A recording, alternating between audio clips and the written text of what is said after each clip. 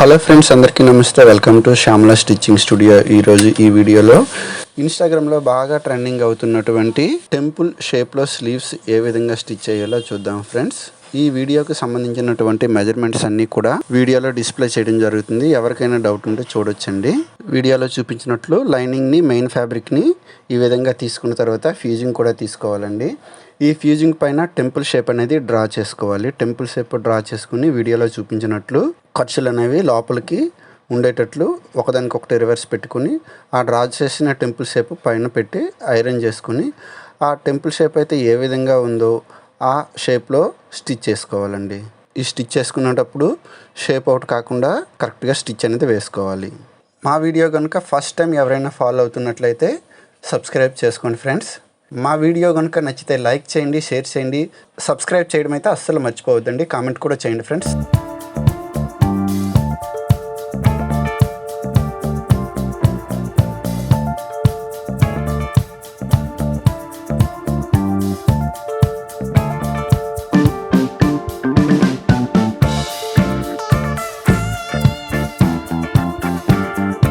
నేను కుట్టేటప్పుడు ప్రతి స్టెప్ కూడా చాలా ఇంపార్టెంట్ అండి. కనుక ఈ వీడియోని ఎవరు కూడా స్కిప్ చేయకుండా ఫస్ట్ నుంచి ఎండింగ్ వరకు చూడండి ఫ్రెండ్స్. కట్స్ ఇచ్చుకొని దీన్ని రివర్స్ చేస్తున్నానండి.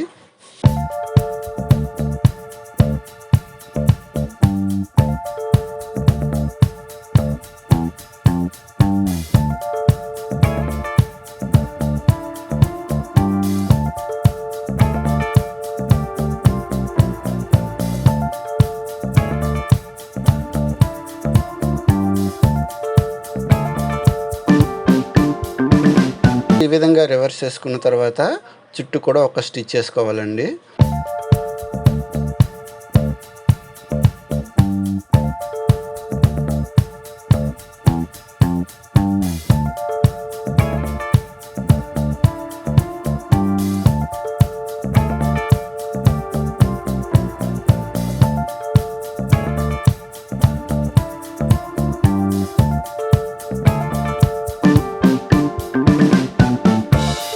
ఫ్యూజింగ్ అనేది ఇక్కడ తీసుకున్నానండి. మళ్ళీ 3.5 ఇంచులు వెడల్పు, హైట్ 7 ఇంచెస్ తీసుకొని పైన 2 ఇంచుల దగ్గర మార్క్ గీసుకొని ఎక్స్ట్రా ఫ్యూజింగ్ని కట్ చేసుకున్నానండి.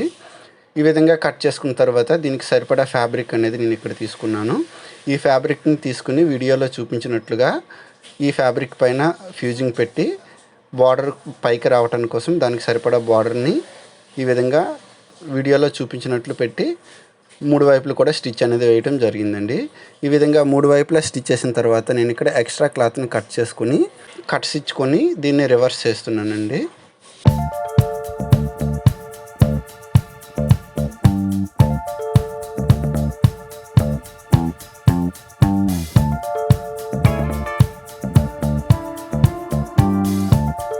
ఈ విధంగా రివర్స్ చేసుకున్న తర్వాత చుట్టూ కూడా ఒక స్టిచ్ చేసుకోవాలండి.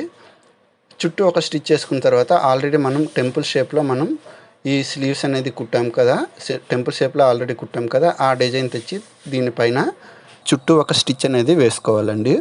ఈ విధంగా వేసుకున్న తర్వాత ఇక్కడ నాకు చెయ్యి లూజ్ వచ్చేసి 5.5 ఇంచులు అండి. సో 5.5 ఇంచులు అంటే టోటల్గా 11. సో ఇక్కడ నేను ఈ లేస్ని 10 ఇంచెస్ తీసుకొని లేస్ని నేను ఇక్కడ అటాచ్ చేసుకున్నానండి. ఈ విధంగా అటాచ్ చేసుకున్న తర్వాత మనకి డిజైన్ రెడీ అయిందండి. చూడండి ఫ్రెండ్స్, ఎంత బాగుందంటే చాలా బాగుంది కదా.